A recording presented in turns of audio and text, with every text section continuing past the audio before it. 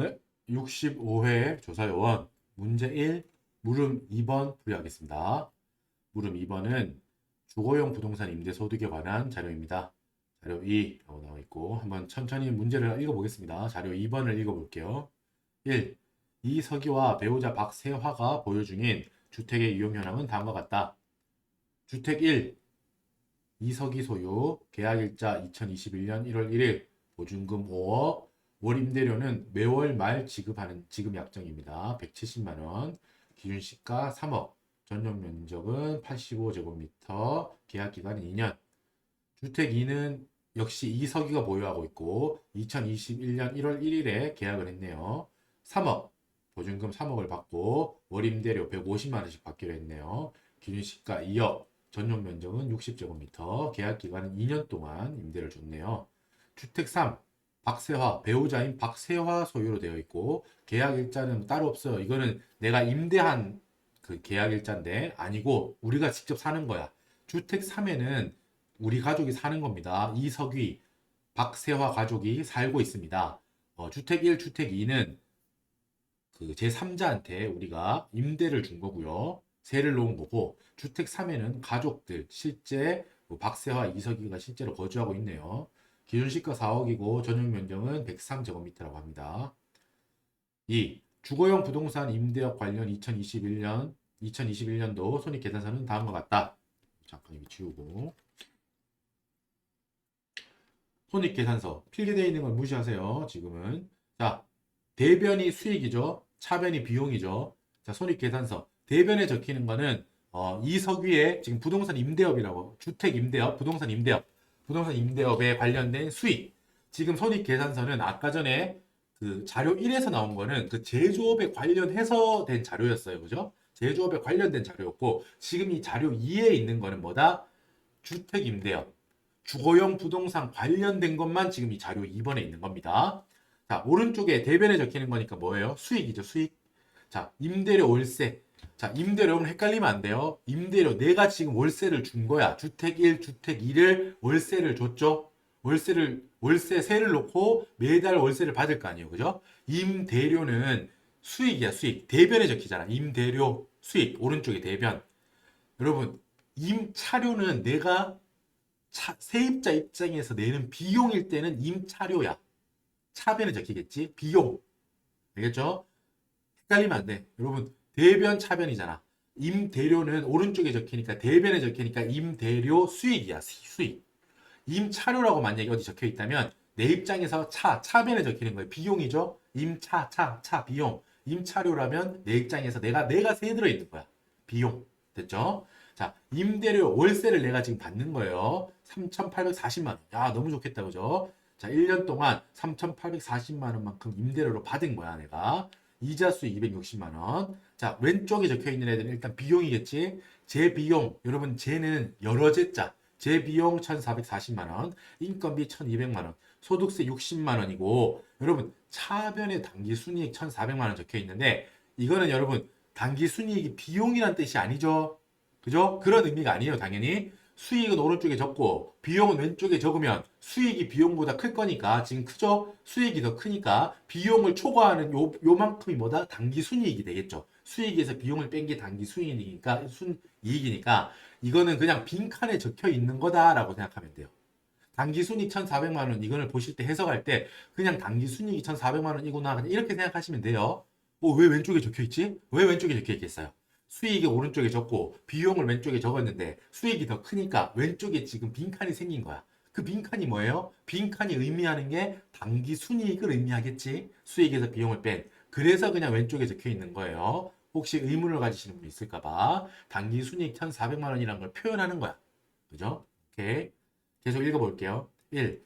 제 비용에는 이석이 가족이 거주하는 주택 3 관련 재산세 400만 원이 포함되어 있으며 인건비 1,200만 원은 전액 이석이의 급여이다. 2. 이자 수익은 주택 2의 관련 임대 보증금을 내가 받아서 시중은행에 예치했다. 그래서 예치해서 얻은 수익으로 전액 미수이자 계상분이다. 라고 했어요. 일단 계속 읽어봅니다. 3. 거주자 이석이는 부동산 임대 관련 장부를 복식부기에 따라 기장했으며 증빙을 빛이 보관하고 있다. 4. 기획재정부령으로 정하는 정기예금 이자율은 1.2%이며 간주임대료 계산 시 원 단위 2년은 절사해라. 1년은 365일로 가정해라. 윤년이어도 상관없다. 무조건 365일로 해라. 라고 했습니다. 자, 여러분 답안 양식은 우리가 지금 보고 왔어요. 그죠? 우리 이따가 답안 양식 아까 전에 보고 왔는데 여기 14페이지에 있나? 그죠? 충분히 보고 왔어요. 이 양식을 항상 우리는 소득세 문제 풀 때는 양식부터 확인을 하고 내가 지금 뭘 찾아야 되나? 이거 하고 하셔야 돼요. 하고 보셔야 됩니다. 아까 전에 분석을 했으니까 답안 양식을 우리는 기준점으로 삼아서 문제를 풀 거다라는 말씀드립니다. 다시 앞으로 돌아오시고 자, 한번 문제를 분석해 볼게요. 이석유와 배우자 박세혜가 보유 중인 주택이 이렇게 주택 1, 주택 2, 주택 3이 있어.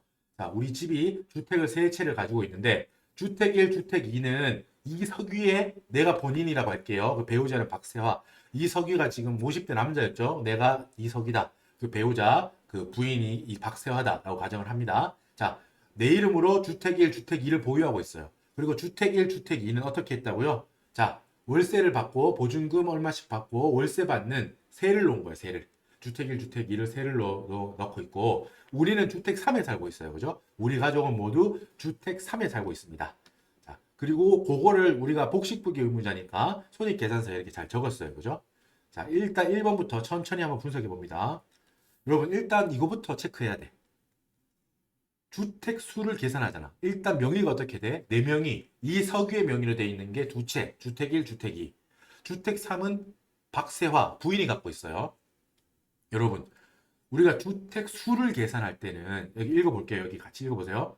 본인과 배우자가 각각 명의로 주택을 소유하는 경우 주택 수를 계산할 때는 합산한다. 뭐라고요? 주택 수를 계산할 때는 합산하는 거예요. 이거 오해하면 안 돼요. 여러분 주택 수를 계산할 때만 우리가 합산해서 이 집 몇 채를 갖고 있냐를 확인할 뿐이지 합산 과세하는 건 아니야. 무슨 소리야? 합산 과세라고 하면 내 소득, 배우자의 소득을 합쳐가지고 같이 가산한다고, 과세한다고 이렇게는 안 한다고요. 그렇게 하면 누진적으로 여러분 결혼하는 거랑 안 하는 거랑 차이가 생기겠지.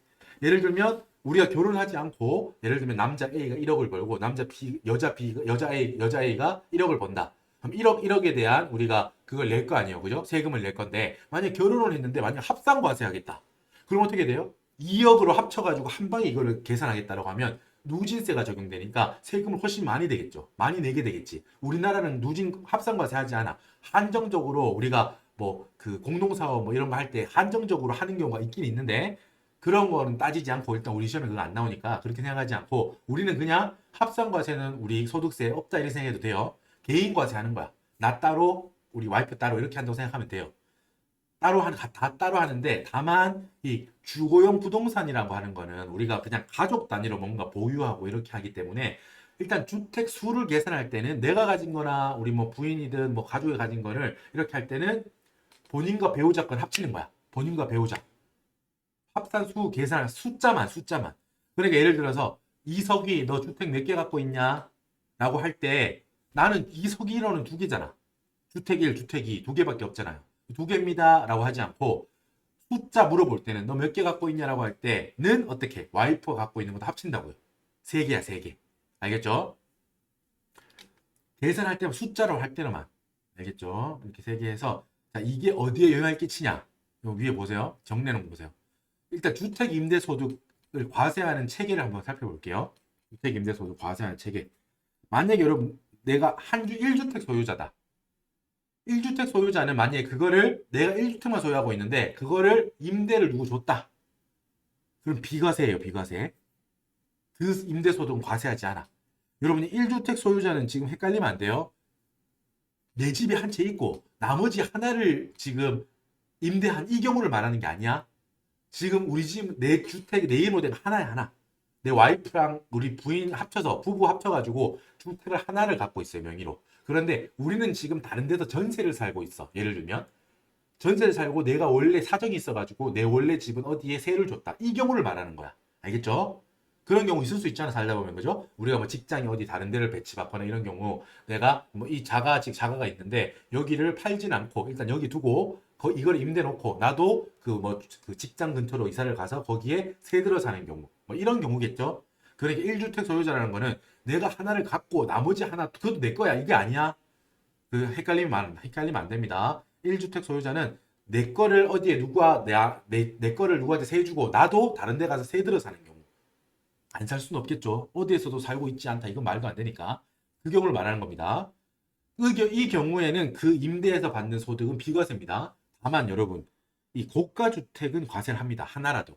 방금 말한 경우처럼 내가 한 채를 갖고 있고 거기에 살지 않고 임대를 주고 내가 딴 데 가서 전세 세 들어 살더라도 만약에 그 내 집이 기준 시가 9억 초과 하는 걸 고가주택이라고 부릅니다. 지금 여기서는 고가주택을 부를 때는 여기서는 기준 시가로 실거래가 말고 기준 시가로 9억을 초과하는 경우는 고가주택이라고 해요. 고가주택을 하고 그 고가주택인 경우는 그거를 임대했다면 한 채뿐이더라도 그 임대소득은 과세한다라는 거예요.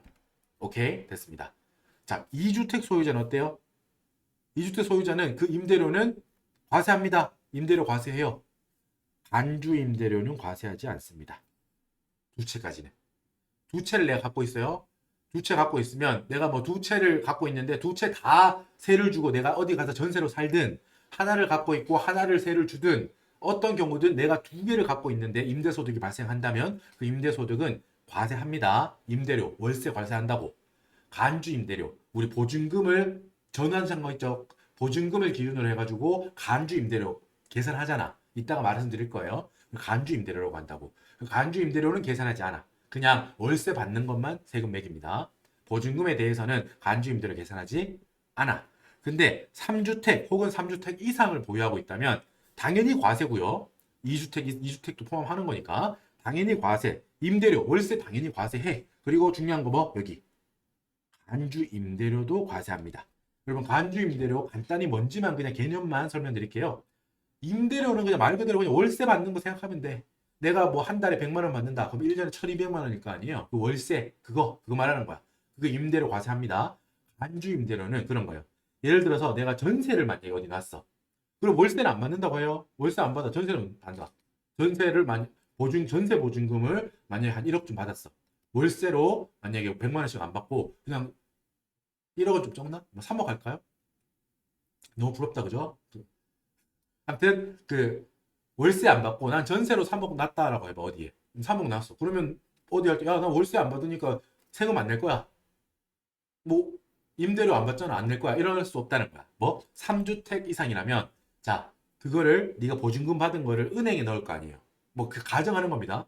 은행에 넣었을 때 정기 이자율이 있을 거야. 발표되는 이자율이 있습니다. 아까 제일 밑에 있었죠. 그 이자율만큼은 네가 이자를 받는 거하고 똑같잖아. 이자를 받는 건 월세 대신 그걸 받는 거하고 똑같잖아. 그러니까 임대료로 간주하겠다는 거야. 네가 실제로 임대료 받지 않는다, 월세 받지 않는다고 주장을 해도 네가 보증금을 받지 않냐. 보증금을 거액을 받잖아. 보증금을 거액을 받아서 이걸 어디 예치해두고 은행에만 둬도 그게 이자율이 나올 거니까 그게 뭐 월세하고 똑같지 않냐. 그런 거예요. 그러니까 임대료 받고 만약에 지금 말을 계속 할게요. 만약에 월세 안 받고 그 보증금만 받더라도 그 이자분에 대해서는 임대료로 간주할게, 너 과세할게 라는 거예요. 그게 간주 임대료야. 알겠죠? 만약에 일부는 반전세도 있을 수 있겠지. 보증금도 받고 그리고 월세도 받고 뭐 이런 경우 당연히 있을 수 있잖아요. 그 경우에 지금 3주택 이상이라면 매달 받는 월세도 당연히 임대료 과세하고 간주 임대료도 따로 계산한다는 거야. 보증금 받는 그 부분에 대해서도 네가 월세로 다 받지 않을 뿐이지 일부를 보증금으로 돌린 거 아니냐라는 거야. 그러니까 그 보증금에 대해서 이자율을 적용해서 임대료로 간주하겠다라는 거야. 그 개념이에요. 자, 3주택 이상자에 대해서는 매달 받는 임대료뿐만 아니라 보증금을 계산한 간주 임대료도 월세는 실제로 받지 않더라도 간주 임대료도 과세한다는 거예요. 임대료, 간주 임대료 둘 다 과세한다 이 말이에요. 지금 3주택 소유자에 대해서는 3주택 이상 소유자에 대해서는 월세 당연히 간주 임대료까지 계산할 거야. 이렇게 정리하면 됩니다. 됐죠? 자, 그리고 한 가지 더 정리합니다. 주택 임대 수익 금액의 합계액이 여러분 2천만 원을 초과하면 여러분 무조건 종합과세야. 만약에 주택 임대 수익 금액이 합계액이 2천만 원 이하야. 딱 2천만 원이거나 2천만 원 이하니까 딱 2천만 원까지 포함하죠. 딱 2천만 원인 경우 포함해서 2천만 원부터 안 된다면 어때? 선택하게 해. 종합과세야 분리과세 중 납세자 본인이 선택할 수 있게. 이게 분리과세 특례거든요. 자, 이 문제 같은 경우는 이따 말하겠지만 간주임대료 계산 만약에 안 한다고 해도 월세만으로 지금 얼마 받아? 너무 좋겠다, 그죠? 1년에 3,840만 원을 월세로만 받아 지금. 간주임대료 없이도. 그지? 2천만 원 초과하죠 지금. 주택임대소득 수입 금액이 주택임대 수입 금액이 2천만 원 초과하지 지금. 그러니까 어때? 얘는 무조건 종합과세 되는 거야. 그죠? 아까 전에 우리가 자료 1에서 자료 1에서 제조업에 관한 사업소득 금액을 계산했죠? 그리고 지금 주택임대소득 금액을 체크하고 있는데 만약에 얘가 주택임대로 인해서 만약에 임대소득을 발생하더라도 2천만 원 이하라면 얘가 선택할 수 있다고. 본인이. 이거는 뭐가 유리한지 본인이 체크해 봐야 돼. 분리과세율이 있을 거고 자기가 종합과세 된다면 그 구간이 있을 거 아니야. 6%, 15%, 24% 이렇게 자기가 소득이 부분에 따라 가지고 종합과세를 하는 해서 다른 소득이랑 합쳐서 하는 게 나한테 유리할지 세부담이 적을지 그냥 분리과세 선택해서 분리과세 일정 요율로 분리과세 되고 끝나는 게 유리할지 네가 유리한 거 네가 알아서 선택해라는 권한을 준다는 거야. 언제? 2천만 원 이하일 때. 뭐가? 주택임대 수익 금액이 2천만 원 이하일 때는 그게 돼요. 하지만 이 문제는 그게 아니야. 2천만 원 초과하잖아 지금. 3,840만 원이잖아. 그러니까 여지가 없다고. 그냥 종합과세 돼요. 무조건 자료 1에서 나왔던 제조업 사업소득 금액하고 무조건 합쳐야 돼. 무조건 합쳐서 종합소득으로 신고해야 돼요. 분리과세 선택할 수 없습니다. 지금 이 문제. 알려드리는 거예요. 그냥. 이게 다른 케이스도 나오기 때문에 일단 정리를 하고 있어야 돼. 됐죠? 자, 그러니까 여러분 보세요. 이제 방금 정리한 걸 가지고 이 문제를 풀어보겠습니다. 이석휘, 나, 그리고 배우자 박세화가 보유 중인 주택이라고 했지. 주택수, 이석휘, 너 주택 몇 개 갖고 있어? 라고 물어본다면 어떻게 대답해야 된다고요? 2개요. 안 된다고, 이렇게 한다고. 2개 아니야, 너. 이런다고요. 왜? 배우자 것까지 합쳐야 된다고요. 숫자는. 보자, 주택 1 니 거, 주택 2도 니 거, 주택 3 배우자 거. 이것도 배우자 명의로 된 것도 네가 몇 채를 보유하고 있는지 숫자를 셀 때는 합친다라는 거야. 알겠죠? 몇 채? 세 채죠? 세 채. 3주택. 그러니까 결국 이 경우야. 3번 경우. 3번 경우지. 3주택 소유자니까 3주택 이상 소유자. 그죠? 뭐 해야 돼, 결국. 매달 받는 임대료도 과세하고 간주 임대료도 계산해야 된다는 거야. 그지? 지금 이 친구 같은 경우, 친구 아니죠? 어르신이네. 자, 이석이 같은 경우 매달 월세도 받아요. 그지? 이걸 계산해볼까? 정확하게 맞겠죠? 2021년 1월 1일부터 1.7 플러스 1.5 하면 3.2인데 3.2 매달 320만 원씩 받아요. 12달 받아. 얼마야? 여러분 계산기 해봐요. 3,840만 원이지. 그지? 이거 그지? 매달 170만 원, 150만 원 곱하기 12개월. 한 게 이거잖아. 3,840만 원. 그지? 이 이석이라는 사람은 이것만 자기 손익계산서에 적은 거야. 매달 받는 월세 170만 원, 150만 원, 320만 원 곱하기 12달. 이 3,840만 원만 자기의 수익 금액, 매출로. 쉽게 말하면 사업자의 매출로, 부동산 임대업자의 매출로 적어 놓은 거예요. 맞죠? 하지만 뭐예요? 결국 이 사람은 3주택 소유자라는 걸 확인했잖아, 우리가. 와이프 보유하고 있는 부분까지 합쳐야 되니까. 자, 3주택 소유자. 그럼 뭘 계산해야 돼요? 간주 임대료를 계산해야 됩니다. 간주 임대료를. 알겠죠? 일단 월세 부분 지우고. 이제부터 간주 임대료를 계산할 겁니다. 이게 좀 까다로워요. 이게 좀 까다로워요. 이 문제 어려웠죠? 자, 간주 임대료 계산해야 됩니다. 소득세 문제가 이번에 전체적으로 까다로웠습니다. 아까 자료 1에서는 여러분 아까 그런 거 엄청 까다로웠죠. 자가 공급, 뭐 개인적 공급 해가지고 뭐 세금 계산서 발행, 뭐 면제분, 발행 의무 면제 이런 거 엄청 복잡했잖아, 그죠? 이 문제도 간주 임대료 계산하는 거 있기 때문에 한번 정리하세요. 이게 계속 나오더라고. 한 번쯤 어렵지만 정리합시다. 자, 그리고 여러분 주택수 계산하는 거 특례가 있는데 여러분 여기 기준시가 나오지. 그죠? 3억, 2억, 4억 뭐 이렇게 나오잖아요. 이 기준시가가 나와 있는 게 이게 특례가 있기 때문에 결과적으로는 이 문제를 푸는데 뭔가 그 큰 영향을 끼치지는 않는데 알고는 있어야 돼. 자, 읽어볼게요. 요 보라색 읽어봐. 기준시가 2억 이하이면서 엔드 요건이죠. 기준시가가 2억 이하이면서 뭐 전용 면적이 40제곱미터까지 이하라면 이 두 요건을 충족하는 걸 우리 소형 주택이라고 불러. 기준시가는 2억 이하, 2억 이하이면서 전용 면적도 40제곱미터 이하야. 그걸 소형 주택이라고 부르는데 우리는 그걸 뭐다? 주택수 계산할 때 제외하겠다고 했습니다. 제외합니다. 근데 이건 언제까지? 21년 12월 31일까지만이야. 알겠어요? 그러니까 지금 주택수 셀 때 봐봐요. 그걸 체크하라고 지금 이게 나와 있는 거라고. 3억 85, 2억 60, 4억 103. 지금 기준 시가 2억 이하이면서 전용 면적도 40제곱미터 이하인 게 지금 있어요? 없잖아. 주택 2 같은 경우 기준 시가는 2억 이하, 2억이니까 딱 2억 이하이긴 하지만 어때? 전용 면적은 60제곱미터잖아. 40제곱미터 초과죠. 그러니까 소형 주택이 아닌 거야. 그러니까 결국 주택 1, 주택 2, 주택 3 전부 다 뭐 주택 수를 계산할 때 체크되는 거야. 합산이 되는 거야. 세 개 다. 제외되는 게 없다고. 주택 1, 주택 2, 주택 3 오케이 세채 이렇게 된다고. 이게 지금 여러분 이 규정을 몰랐더라도 그냥 뭐 배우자까지 합치는 것만 알고 있어도 대단하죠. 그죠? 배우자 것까지 합쳐서 수를 센다라고만 알고 있어도 여러분들 되게 잘하는 겁니다. 하지만 이제 이거 뭐랄까 이건 수험이다 보니까 엄격하게 교수님께서 주신 거예요. 혹시라도 만약 기준시가 전용 면적이 없다면 여러분 이게 명확하지 않잖아. 교수 출제하는 사람 입장에서 생각해봐. 기준 시가와 전용 면적을 엔드 요건으로 해서 2억 이하 40제곱미터 이하라면 주택 수를 계산할 땐 제외된다는 걸 만약에 수험생이 알고 있어. 알고 있는데 이 정보를 안 줘. 그러면 수험생 입장에서는 많이 아는 사람은 너무 혼란스럽겠죠. 아니 이런 존재를 뭐 어떻게 하라는 거지? 이렇게 이럴 거 아니야. 그죠? 무슨 말인지 알죠?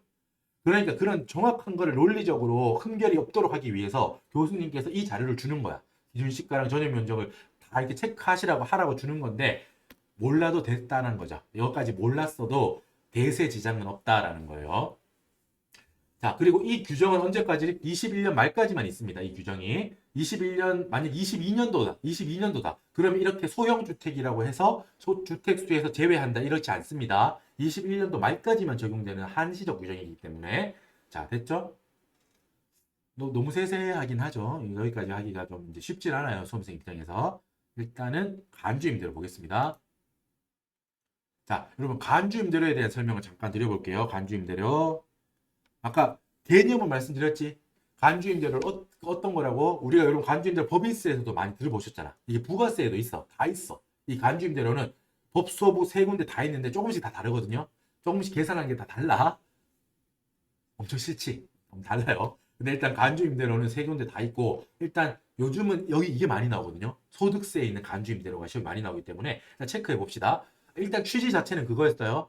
월세를 받는 경우와 그 보증금만 받는 전세 이 두 경우를 똑같이 그냥 과세하려는 게 의도인데 뭐다? 소득세에서는 요건이 있다고. 무조건 간주임대로 계산하는 건 아니에요. 보증금을 받는다고 해서 무조건 간주임대로 계산하는 거 아니야. 어떤 때만 한다고요? 자, 3주택 이상 소유. 요거 방금 봤던 거죠? 3주택 이상을 소유하고 뭐 그 주택들을 임대하고 받은 보증금의 합계액이 뭐 3억을 초과하는 경우에만 간주임대료를 계산한다는 거야. 엔드 요건이죠. 엔드 요건. 지금 이석이 같은 경우 어때요? 3주택 딱 보유하고 있으니까 3주택 이상 소유한다는 조건을 충족하죠. 그리고 뭐 보증금 봐봐. 주택 1 5억, 주택 2 3억. 8억이죠. 보증금이. 3억 넘죠? 그러니까 뭐다? 주택 임대하고 받은 보증금의 합계액이 3억을 초과하죠. 지금. 그러니까 얘는 어떻게 해야 돼? 결과적으로 간주임대료를 계산해야 되는 거예요. 간주임대료를 계산해서 월세로 받았던 임대료 그 자체에다가 간주임대료 금액까지 합쳐서 총수익 금액에 넣어주라는 거예요. 지금. 됐죠? 간주임대료 계산하는 방법을 정리했습니다. 자, 기장시와 추계시가 있는데 여러분 이거는 뭐야? 둘 중에 하나겠지? 뭐야? 내가 기장이라는 건 뭐라고요? 부산에 있는 기장 말하는 거 아니고 부산에 있는 거 맞나? 부산 사람이 아니라서 잘 모르겠는데 많이 들어봤죠? 갑자기 그 이야기 왜 나왔지? 자, 빠진 농담을 하면 안 되는데 자, 기장은 여러분 뭐라고? 장부에 기록한 경우라는 말하는 거야. 기장시는 장부에 기록했을 경우를 말하는 겁니다. 기장시. 복식부기 의무자고 얘는 지금 장부를 기록하고 있다고 했죠. 얘는 지금 장부에 기장을 한 경우야. 얘는. 이 경우는 어떻게 한다고요? 내가 받은 보증금이 있을 거 아니야. 보증금에서 뭐 보증금 합계해서 3억을 빼요. 보증금 합계가 아니고 간주임대로는 주택별로 계산합니다. 보증금 합계가 아니고 그 주택의 보증금이 있을 거 아니야. 그죠? 그 보증금에서 3억을 일단 빼. 이 의도는 뭐예요? 3억 초과분에 대해서만 과세한다고 했잖아. 그럼 예를 들어서 이거는 왜 있는 거냐면 문턱 효과를 제거하는 거예요. 문턱 효과는 뭐냐면 내가 문턱을 넘기 전에는 세금을 하나도 안 내다가 그냥 문지방을 하나 넘었을 뿐이야. 근데 한 걸음만 더 디뎠을 뿐인데 세금을 엄청 갑자기 세부담이 확 늘어나는 거. 이게 문턱 효과거든요. 이거를 제거하려면 어떻게 되냐면 지금 3억이라는 문이 있는 거지. 그래서 3억 초과하는 사람만 보증금 합계액이 3억 초과하는 사람만 간주임대를 계산한다고 했잖아. 근데 만약에 두 사람이 있다고 해봐요. 한 사람은 2억 9,900만 원을 보증금으로 받았어. 옆에 있는 사람은 3억 100만 원만 보증금을 받았다. 3억 100만 원을 보증금을 받았어. 결국 차이는 200만 원밖에 안 나잖아요. 그죠? 근데 간주임대를 계산할 때 이 B라는 사람, 3억 100만 원을 받은 사람, 3억 100만 원 전체에 대해서 만약에 간주임대를 계산한다. 그러면 2억 9,900만 원만 받았던 사람은 아예 계산 안 하잖아. 아예 간주임대를 계산 안 하잖아. 과세 안 하잖아요. 이 둘의 차이가 너무 심해지겠지. 그지? 그럼 그런 사람은 어떻게 하겠어요? 야, 뭐 100만 원 더 받으려 뭐 200만 원 더 받으려고 하다가 간주임대료를 얼마를 내는 거야? 나 안 해. 그러니까 2억 그냥 나도 2억 9,999만 원만 받을 거야. 이럴 수 있겠지. 그지? 이렇게 하면은 과세 형평이 맞지 않기 때문에 그 기준점이 되는 금액까지는 빼줘야 돼. 만약에 3억 100만 원이 있는 사람이 있다면은 3억은 빼야 돼. 3억을 넘어선 금액 있지. 100만 원. 그 100만 원에 대해서만 간주임대료를 계산해 주는 거예요. 지금 이런 개념은 되게 많이 들어가 있어요. 우리 세법적으로 여기저기 다 들어가 있어. 문턱 효과가 생기면 안 되기 때문에. 문턱을 넘는 순간 기존에 안 받았던 걸 한 방에 다 과세하게 되면 그거는 불합리하기 때문에 문턱을 넘었으면 그 넘었던 만큼만, 문턱을 넘은 그 만큼만에 대해서 과세해야 된다. 이런 생각이 있는 거예요. 그죠? 이해했죠, 지금? 그렇기 때문에 3억을 빼준다고. 빼주는 게 그렇기 때문에 기준점까지는 빼줘야 되는 거야. 그 기준점을 초과한 부분에 대해서만 지금 간주임대료를 계산해야 되거든. 됐죠? 자, 3억을 빼요. 보증금 내가 주택 1이다. 그럼 그 특정 주택에 대한 보증금에서 뭐 3억을 빼. 요까지는 간주임대료 과세 안 하겠다는 거야. 3억까지는. 그거에 적수가 있어요. 1년 중 갖고 있었던 일수. 적수는 여러분 쌓을 적 날짜, 쌓여있는 날짜야. 1년 동안 만약에 200일 동안 갖고 있었다. 그러면 이 보증 곱하기 200을 해야 돼요. 365일 다 갖고 있으면 365일을 곱하는 게 적수고 쌓여있는 숫자다. 쌓여있는 날짜다 생각하면 돼요. 적수는 쌓여있는 숫자. 자, 곱하기 60%. 이 60%는 그냥 전체에 다 해서 하기는 좀 미안하니까 60%만 하겠다. 이렇게 정해져 있는 숫자의 세법에서. 이거는 표현하자면 그런 거. 왜 60%입니까? 그냥 그렇게 정한 거야. 70%는 좀 많은 것 같고 50%는 적은 것 같고 그런 거예요. 무슨 말인지 알죠? 자, 60% 이건 외워야 되는 거야. 결국 3억, 60% 이런 숫자들은 결국은 암기를 해야 돼. 취지는 충분히 설명을 드리지만 결국은 세법은 암기가 꼭 필요하게 합니다. 됐죠? 60% 곱하기 정기예금 이자율. 이건 주어집니다. 그죠? 뭐 시험 시간에 스마트폰으로 정기예금 이자율 검색하고 이런 거 아니야. 문제 마지막에 주어진다고. 그죠? 이 문제도 주어져 있어. 곱하기 365분의 1. 앞에서 적수를 계산했기 때문에 365분의 1을 해야 돼요. 자, 그리고 마지막에 마이너스 금융 수익은 빼준다고. 수입이자 수입 배당금. 이거는 제가 뭐라고 적었어요? 흐리게 돼 있는데 이중과세 방지를 위해서 빼주는 거예요. 이거 무슨 소리냐면 여러분 수입 이자나 수입 배당금은 내가 받은 이자나 배당을 말하는 거야. 이자 수익, 배당 수익으로 내가 신고를 하고 그 부분에 대해서 세금을 낸다고. 그래요? 보증금을 내가 받았어. 그 보증금으로 예를 들어서 은행이든 어디에 거치를 했어. 아니면 투자를 해가지고 배당을 받았어. 그러면 그 받은 이자나 배당에 대해서는 뭐다? 내가 세금을 내잖아. 뭐로? 이자 소득 혹은 배당 소득으로. 그죠? 그렇기 때문에 이미 낸 부분에 금융 소득으로 과세가 될 거야, 걔들은. 그냥 그거를 초과하는 부분에 대해서만 우리가 간주임대료를 계산한다는 거야. 아까 말했죠. 간주임대료의 취지가 야, 너 월세를 받지 않고 보증금으로 은행이든 어디 투자를 했다면은 그 이익만큼이 월세하고 똑같은 거 아니냐라는 개념이라고 했잖아. 근데 얘는 소명하는 거예요. 항명하는 거예요. 아니 그러니까 제가 그렇게 맞아요. 그래가지고 은행에 둬가지고 이만큼 이자를 받아가지고 이자로 세금 내잖아요. 이자 소득세에 대해서 세금을 내지 않습니까? 라고 하니까 그래 네 말이 맞아. 그런 게 있다면 그만큼은 간주임대료에서 빼줄게 라는 거야. 그거를 초과하는 부분에 대해서만 간주임대를 계산하는 게 합리적이잖아요. 맞죠? 맞죠? 취지에도 맞고 논리적이기도 합리적이잖아. 논리적으로 합리적이잖아요. 지금 말하는 게. 그러니까 금융수익은 빼주는 거야. 왜? 그만큼은 과세됐으니까. 그죠? 오케이. 여러분 추계시. 추계는 뭐라고 했어요? 장부를 쓰지 사업자는 장부를 무조건 써야 되는데 간편장부든 복식부기장부든 무조건 하나는 써야 되는데 안 했어. 그래가지고 와가지고 나도 안 썼어 몰라 장부 그런 거 몰라 막 이런 거는 그때 적용하는 게 뭐라고요? 추계 추정해서 계산하는 거야. 뭐 비용을 뭐 수익 금액 쪽이야. 뭐 보통 우리가 알 수 있잖아요. 뭐 신용카드 매출이든 부가가치세 신고 그쪽이든 매출 쪽은 알게 돼. 알 수 있어요. 자, 추계는 비용을 추정해서 넣어준다는 거야. 필요 경비, 경비를 이미 정해진 비율, 단순경 비율이든 기준경 비율이든 장부를 쓰지 않았다고 하더라도 우리가 일정 비율을 업종별로 다 정해져 있죠. 그 비율만큼을 추정해서 그냥 추정해서 계산한 그 금액을 대략 근사치겠지. 그걸 업종별로 통일해서 그냥 넣어준다는 거예요. 장부를 안 쓰면 페널티는 줘야겠지. 그렇기 때문에 추계가 한다는 거예요. 아까 요 관련 말에서는 제가 앞쪽에 말했습니다. 소득세 앞쪽에 추계시, 기장시 이런 걸 말했고 자 추계할 때 간주 임대료는 어떻게 계산하냐 소득세에서 위식 똑같아요. 위식 여기 이 부분 똑같다고 여기까지 똑같아. 보증금 마이너스 3억의 적수 곱하기 60% 곱하기 정기예금 이자율 곱하기 365분의 1 여기까지는 똑같아요. 다만 뭐다? 여기 금융수익 빼주는 건 안 해. 위식에서 금융수익 차감하는 부분만 삭제하면 돼요. 이것만 빼면 돼. 추계할 때는. 그죠? 금융수익을 빼주는 거는 성실하게 장부를 했고 내가 이자 소득은 이만큼입니다 라고 성실하게 적어서 낸 친구들한테만 그러냐 그렇지 거기를 과세하면 이중과세니까 내가 거긴 과세하지 않을게 초과분만 과세할게 금융수익은 빼 이렇게 혜택을 주는 거예요. 혜택은 아니지만 정확하게 계산해 주는 거예요. 하지만 추계시는 뭐다? 장부를 하나도 안 썼어. 그러니까 페널티처럼 주는 거예요. 이건 안 빼준다. 금융수익 너 안 빼줘. 혹시나 장부를 안 해놓고 만약에 이자 그 받은 것만 어디서 은행에서 만약에 가져와가지고 보여주면서 여기 이자 있잖아 이렇게 한다고 빼주는 거 아니라고. 장부를 충실하게 다 기재한 사람한테만 사업자한테만 금융수익을 빼줍니다. 간주임대를 계산할 때. 됐죠? 이 문제 같은 경우는 일단 기장을 했어요. 그죠? 그러니까 위에 거를 적용할 거야. 자 됐어요. 그리고 한 가지 더 여기 별표 쳐서 뭐다? 읽어볼게요. 이 3억 차단한 3억 차감하는 거 있죠. 이거를 설명합니다. 3억 차감.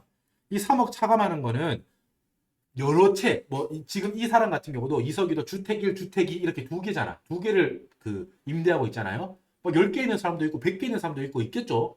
그 별의별 경우가 다 있으니까 100개를 한다고 해. 여러 개 해. 이 경우에는 3억 차감은 여러분 딱 한 번만 빼줍니다. 그 주택마다 3억을 빼주는 게 아니야.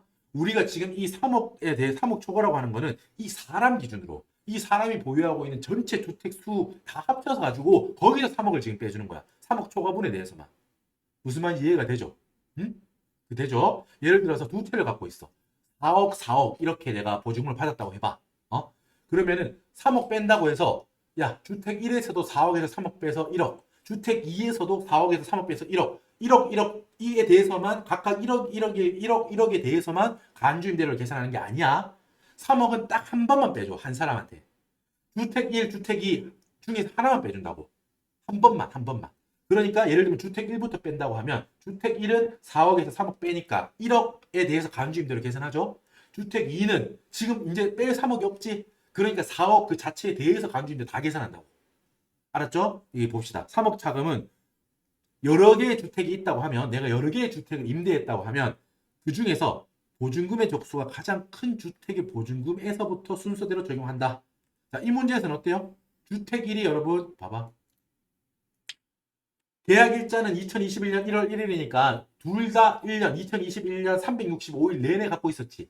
그러니까 이것 때문에 적수가 달라질 일이 없잖아. 그죠? 적수 그래도 계산해 볼까요? 주택 1 같은 경우는 보증금이 5억이야. 5억. 계약 2021년에 어때? 365일 곱하기 365 해봐. 그럼 얼마 나와요? 18만 2,500 나와. 그죠? 여러분도 해보세요. 500, 5억이요. 5억. 5억 곱하기 365일 하면 18만 2,500 나와요. 이게 그 18만 2,500이라고 나오는데 요거는 억 단위니까 보자. 계산하기 힘들죠? 10억, 100억, 1000억. 1825억이야. 그죠? 적수가. 1825억이 나와요. 주택 2 같은 경우는 3억 곱하기 365일 하면 얼마 나와요? 1095억. 맞죠? 1095억이 나와. 그러니까 보증금의 적수로 계산하는 겁니다. 단순한 보증금 크기, 이 5억, 3억 이걸로만 계산하면 안 돼요. 우리 시험에 이걸로 회익을 주지는 않을 거야. 하지만 정확하게 일단 공부를 하는 입장이니까 알아야 된다고. 뭐? 5억, 3억 중에 큰 걸로만 그냥 계산하면 안 돼. 뭐? 이 계약 일자, 그 1년 중에 임대로 되어 있는, 임대하고 있는 이 기간을 계산해야 돼.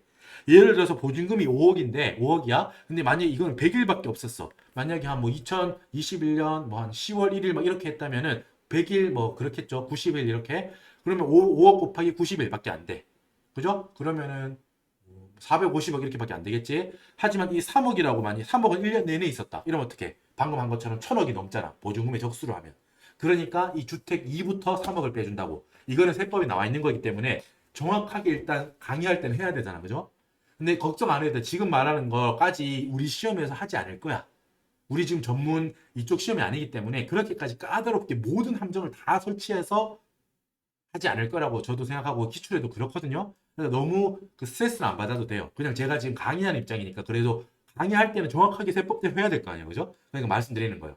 이 순서는 3억을 빼는 거는 순서 뭐 보증금의 적수가 큰 거에서부터 뺀다고.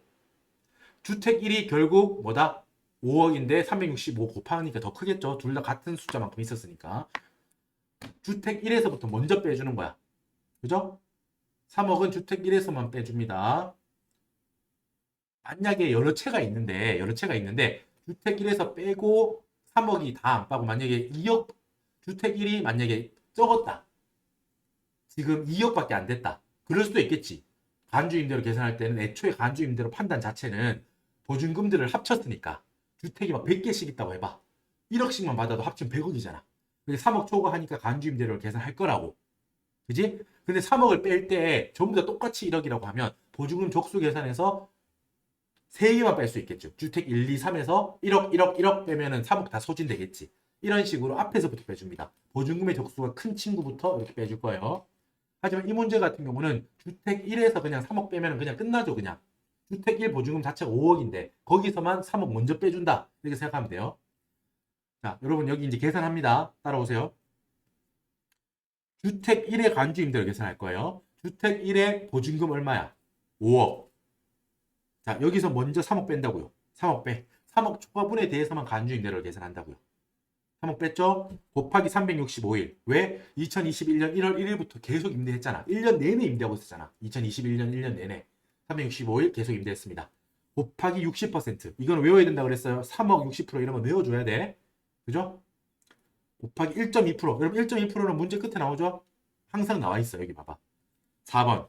기획재정부령으로 정하는 정기예금 이자율은 1.2%다. 이걸 적용하라는 거야. 간주 임대료를 계산하라는 거야. 그죠? 그리고 보통 우리 시험에서 한 가지 더 말씀드리면 여러분 윤년이라는 게 있어요. 그죠? 뭐 1년이 366일인 해가 몇 년에 한 번씩 돌아오잖아. 우리 시험에서는 그것까지 체크 안 해도 돼. 이게 실제 전문가 시험이고 이렇다면은 그 해가 딱 있을 거 아니야. 실제 윤년인 해에 보는 시험은 366일로 막 풀어야 되고 막 이런 게 있어. 너무 짜증나겠죠? 좀 실수하기 쉽겠지. 하지만 우리 시험은 그냥 1년을 365일로 가정합니다. 윤년이라는 거 신경 안 써도 돼. 거기까지 하는 게 아니야, 지금 우리가. 365일로 가정한다는 게 안 봐도 여기 있을 거기 때문에 그냥 알아만 두세요. 알겠죠? 그러니까 오히려 막 그 혼자 헷갈리면 안 된다고. 올해 윤년인데? 그럴 수 있잖아. 뭐 그냥 뭐 평소에는 이런 걸 고민 안 하다가 시험장에서 갑자기 이런 게 고민된다고. 그러고 보니까 내가 어디서 봤는데 뉴스에서 올해가 윤년이라 그랬는데 366일로 뭐 해야 되나? 간주임대로든 뭐든 계산할 때? 아니야. 알겠죠? 그럴 필요 없습니다. 우리 시험은 그냥 365일로 가정합니다. 지금 이 문제처럼. 정기이자율 1.2%. 다시 오세요. 자, 365일 곱하기 60% 곱하기 정기예금 이자율 고시된 거, 기획재정부령이 있는 거 1.2% 곱하기 365분의 1. 365분의 1 해요. 자, 그리고 또 중요한 거 한 가지 더. 그리고 여러분 여기 뒤에 금융 수익을 지금 빼준다고 했잖아. 기장을 했으니까 이 친구가. 친구가 아니라 자꾸 친구라고 하네요. 자, 이 부분이 한다고 했잖아. 그죠? 자, 여기 이자 수익 260만 원 있죠? 요거 읽어볼게요. 이자 수익 260만 원. 어디야? 여기 설명이 있죠. 2번. 이자 수익 260만 원은 자, 뭐 관련 임대 보증금이래? 주택 2.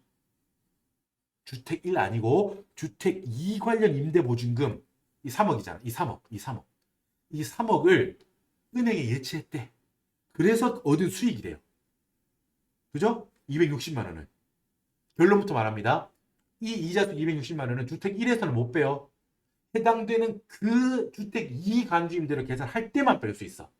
그리고 이따 설명할 건데 만약에 그때 이자 수익이 앞에 계산한 간주임대로보다 더 클 수도 있어. 지금 이 경우도 그럴 거예요. 그렇게 되면 어떻게 돼? 주택 2 간주임대를 계산했는데 음의 숫자가 나올 수도 있겠지. 마이너스의 숫자가 나올 수도 있어. 이게 음이 나왔다는 소리는 어떤 의미입니까? 이따 한 번 더 말씀드릴 건데 뭐? 이자 수익이 간주임대로보다 크다는 거야 지금. 주택 2는 그렇거든요. 그 경우에 주의해야 돼요. 그 경우에 그래? 그러면은 주택 2에서 마이너스가 나왔으면 주택 1 계산했던 간주임대로해서 이 마이너스를 뺄 수 있나? 못 뺍니다. 알겠죠? 이게 세법적으로 표현하자면 이렇게 되는 거예요. 이자 수익은 그 해당되는 주택에 관련해서만 차감 가능해요. 초과분은 없는 걸로 본다. 이렇게 돼 있어. 그지? 이따가 숫자로 한번 보여드릴게요. 초과분을 만약에 다른 데서도 인정해서 통산하는 걸 인정한다면 지금 주택 2를 계산할 때 간주임대로 앞에 금액보다 큰 금액이 이자 수익으로 있다면 빼고도 지금 마이너스가 될 텐데 그 마이너스가 잉여분이라는 거잖아. 결국 이자 수익이 간주임대를 초과하는 부분이지. 그 초과하는 거를 주택 1에서 뺄 수도 있을 텐데 우리 세법 규정은 그렇게 안 한다고. 그냥 각각 계산하고 끝이야. 주택 2가 만약에 마이너스가 나오더라도 너는 그냥 0으로 볼게 라는 거야. 결과적으로. 같은 말입니다. 이자 수익 초과분이 있더라도 초과분에 대해서는 인정하지 않고 0으로 보겠다. 간주임대료를 0으로 보겠다. 이자 수익 초과분. 그 초과분에 대해서는 없는 걸로 보겠다. 이 말이거든요. 세법적으로. 이따가 보여드릴게요. 자, 그리고 한 가지 더 여기. 전액 미수이자 계상분이다라고 했지. 이거는 여러분 신경 쓸 거 없어. 우리도 여기 발생주의로 하거든. 우리 재무회계 때 기억납니까, 여러분? 미수이자라고 하는 건 뭐예요? 이게 자산이지. 미수이자라고 하는 건 자산이죠. 내가 받을 권리는 생겼어. 응? 뭐 은행이니까 뭐 어떤 기간이 있을 거 아니야. 언제 드릴게요라고 하는 다 지급일자가 있겠지. 근데 아직까지 그 지급일자가 안 됐거나 뭐 개인적인 거래라고 하면 상대방이 안 줘. 막. 그죠? 그래도 나는 받을 권리가 생겼어. 처음에 약속을 그렇게 했잖아. 기간 경과분이야. 기간이 경과하면서 나는 이자를 인식할 자격이 생겼어. 그게 바로 기간 경과분 이자. 미수이자야, 미수이자. 미수, 안일미 받을 수. 아직까지 받지는 않았지만 나는 기분 좋아도 돼. 나중에 받을 거야, 무조건. 현금이 지금 들어온 건 아니지만 뭐 현금이 들어오면 차변에 현금이 적히겠지만 차변에 현금, 대변에 이자 수익 이렇게 적히겠지만 돈은 못 받았더라도 내가 받을 권리가 생겼다. 기간이 경과했어. 그러면 내 받을 나는 권리를 득한 거죠. 그렇다면 아직까지 못 받았지만 미래에 받을 거 아니야. 안일미 받을 수. 아직까지 받지 않았다는 의미는 미래에 받을 거라는 의미가 내포되어 있잖아. 미수이자 260만 원 차변. 대변 이자 수익 260만 원. 이렇게 써도 되겠죠? 이게 발생주의잖아. 재무회계에서 하는 거잖아. 우리 간주임대를 계산할 때도 현금으로 못 받았더라도 발생주의로 한다라고 되어 있어요. 알겠죠? 그렇기 때문에 미수이자 계상분이다. 이거는 그렇구나. 미수이자 현금을 못 받았다고 해서 안 빼주고 이런 게 없다고. 이거 그냥 페이크 아닌 페이크예요. 그죠? 알겠죠? 미수이자 계상분이다. 현금으로 못 받았다. 이 말인데 상관없어. 발생주의로 체크해서 발생주의 기준으로 빼주는 이자 금융수익, 금융소득, 금융수익 금액을 정합니다. 발생주의로 합니다. 한번 듣고 이해만 하면 돼요. 세법이기 때문에 최대한 저는 이제 제가 가능한 한, 제가 아는 범위 안에서는 세세하게 분석을 해서 여러분들한테 알려드릴 거야. 하지만 여러분들이 지금 하나하나 들을 때 약간 버거울 수도 있다는 거 저도 압니다. 무슨 말인지 모르겠어요. 한데 핵심적인 부분만 가져가도 합격을 할 수 있어. 하지만 저는 강의하는 입장이니까 모든 체크를 다 하고 있는 거예요, 지금. 아까 전에 소형주택, 뭐 숫자 안 세고 이런 거 있죠. 이런 것도 그냥 일단은 강의하는 입장이니까 여러분들이 알고는 있으면 좋겠다는 의미로 하는 거예요. 하지만 결과적으로 어때요, 여러분? 체크했을 때 제거되는 건 아니었지. 무슨 소리냐면 아까 소형주택 이게 걸려가지고 이거에 교수님께서 페이크를 주셔가지고 주택수 배우자 것까지 합친다라는 걸 알고 있으면서 또 소형주택은 배제하는 것까지 이렇게 이중으로 페이크를 주시진 않았잖아. 그죠? 체크했을 때 그냥 오케이 전부 다 이 체크 통과 이랬었지. 그리고 얘도 봐. 미수이자 계상분이다라고 했지만 결국 뭔가 규정 때문에 만약에 이게 미수이자 계상분을 만약에 누락했다 이런 문제가 되겠지. 그죠? 손익계산서에도 계산해야 되고 미수이자 계상분을 발생주의로 계산해서 빼줘야 되겠지. 이따 빼주는 관주임대 계산할 때. 하지만 결과적으로는 그냥 읽고 머릿속에서 넘어갔어도 문제를 풀 때는 문제가 없었잖아요. 문제를 풀 때는 문제가 없었죠? 그죠? 보통은 이렇다고요. 함정 아닌 함정이라고. 여기에 모든 거에다가 교수님께서 장치하실 수 있어요. 설계하실 수 있다고. 함정을 다 걸 수 있어요. 하지만 우리 시험 정도의 난도, 우리 시험의 취지 같은 걸 봤을 때 그 정도까지를 걸지 않으세요. 그냥 저는 설명을 드리는 거야, 지금. 아, 이런 게 함정으로 걸 수도 있는데 알아만 두세요. 교수님께서 다음 시험에도 여기까지 함정은 걸지 않으실 것 같아요. 라는 말을 드리는 겁니다. 알겠죠? 그리고 만약에 이런 정도로 함정을 걸기 시작하면 여러분 거의 못 풉니다. 저도 마찬가지고요. 함정을 교수님께서 진짜 제대로 세법 규정을 시행령이랑 이런 것까지 다 해가지고 걸기 시작하면 우리 진짜 어려워. 그렇게는 안 나오니까 마음을 좀 푸근하게 가지셔도 됩니다. 물론 그것까지 안 해도 이미 마음은 싸늘하게 차갑죠? 못 풀어 임마 막 이러고 있을 거 아닙니다. 아까 말씀드렸잖아요. 소득세가 원래 더 어렵다고요. 법인세 쪽에 더 집중하라고 제가 오리엔테이션 때 말씀드렸죠. 그죠? 소득세는 그렇다고 포기하면 안 되고 소득세는 하는 데까지 열심히 하고 법인세 쪽에 오히려 에너지를 더 실으셔야 된다고. 그죠? 자, 일단 간주임대로 계산하는 걸 돌아가겠습니다. 잡담을 좀 했네요. 자, 주택 2. 주택 1은 여러분 여기까지. 그러니까 금융소득 뺄 게 없다는 거야. 주택 1에 관련한 이자 수익은 없었잖아요. 계산해봐. 그럼 1.44, 144만 원이야. 계산해봐요. 할 수 있죠? 해봐요. 144만 원. 주택 2의 간주임대료를 계산합니다. 말씀드립니다. 다시 간주임대료는 보유 임대한 주택별로 하는 거예요. 주택별로. 그래서 그것들 다 더해야 돼. 더해야 된다고 이렇게. 됐죠? 주택 2. 임대료 보증금 얼마예요? 임대 보증금 얼마야? 3억이지. 뺄 3억이 있어요? 없어요? 없지. 위에서 다 뺐잖아. 그러니까 0인 거야. 이제 뺄 거 없어 얘는. 곱하기 365일 곱하기 60% 곱하기 1.2% 곱하기 365분의 1 그리고 뭐? 마이너스 2.6 260만 원 빼준다고. 우리 방금 보고 왔던 거. 주택 2 관련한 이자 수익이니까 빼주는 거예요. 그럼 얼마가 나와요? 여러분 제가 뭐라고 썼어? 마이너스 0.44 마이너스 44만 원이 나왔죠. 하지만 뭐야? X치고 뭐라고 했어?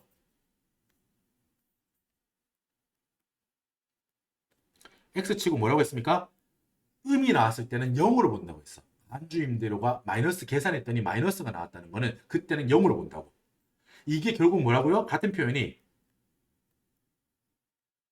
간주임대료를 계산했더니 마이너스가 나온 경우 0으로 본다라고 하는 표현은 뭐라고요?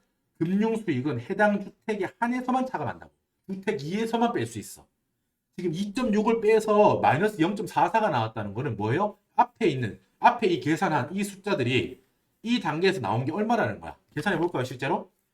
300 곱하기 365 곱하기 0.6 곱하기 1.2% 0.2% 나누기 365 하면 2.16 나오죠. 216만 원 나오지. 그 216만 원에서 260만 원 빼니까 마이너스 44만 원이 나왔을 거 아니에요. 이 앞에 단계 숫자는 뭐다? 2.16, 216만 원 나온 거예요. 어때? 이자 수익이 더 크지 지금. 이 앞에 계산한 간주임대료 숫자가 추계시 간주임대료 숫자보다 더 크죠. 그죠? 빼준다 이거야. 빼주는데 어디까지? 마이너스는 안 된다는 거야. 216만 원까지만 빼주고 이 44만 원 여유분은 그냥 사라지는 거예요. 주택 1에서 44만 원 빼주니까 여기 빼주면 100만 원이다 이러면 안 돼. 이렇게 하면 안 된다고 여러분. 계산을 할 때 여기까지 잘 해놓고 이러면 안 된다고요. 이 규정이 좀 이미 세세한 규정이에요. 만약에 2번을 풀었더니 아까 전에 마이너스 0.44 나왔죠 이거. 그죠? 이거 0이 되는 규정을 모르고 그냥 그대로 만약에 마이너스 쓰고 이 두 개를 더 있다고 생각해봐. 그러면은 144만 원에다가 마이너스 44만 원 이걸 두 개 더하면 어떻게 돼요? 이 두 개를 더하면 100만 원이 되지 그냥. 맞죠? 간주임대로 100만 원입니다. 이러면 틀리는 거라고. 땡. 틀리는 거야. 이 규정을 알아야겠지. 마이너스가 나오면 0으로 본다는 규정을 알아야겠죠? 됐습니다.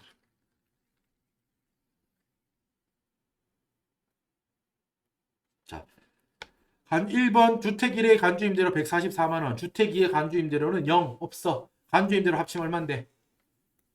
144만 원이 되겠지 결국. 체크됐습니다. 간주임대로까지 계산을 했습니다. 자, 이제는 앞으로 돌아오세요. 오케이. 이 자료들을 다 푼 거야 우리는. 월세. 아까 월세 받는 거 여기 있죠. 월세 받는 거 주택 1에 매달 170만 원, 주택 2 매달 150만 원 볼 때마다 너무 부럽다 그러죠? 너무 부럽다. 일단 드는 생각은 이 문제를 딱 보고 드는 생각은 두 가지예요. 딱 두 개야. 1번 어렵다. 그죠? 주택 임대 이거 나왔다. 어려워. 2번 부럽다. 1번 어렵다. 2번 부럽다. 그죠? 주택 이 자료 2번은 그 생각 저도 사실 그 생각밖에 안 듭니다. 저도 강의를 하기 위해서 간주임대로 계산하고 규정 하나하나 다 설명해 드리고 이러고 있지만 일단 처음 보는 생각은 어렵다. 두 번째 드는 생각은 부럽다. 그죠? 갑자기 그렇게 쓰면 안 됩니다. 그럼 떨어져요. 그것만 쓰면. 자, 일단 정리했죠? 어때? 월세 매달 320만 원 받으니까 1년 받으면 아까 어땠어? 얘는 이거는 이미 선입계산서에 넣은 거야. 그지?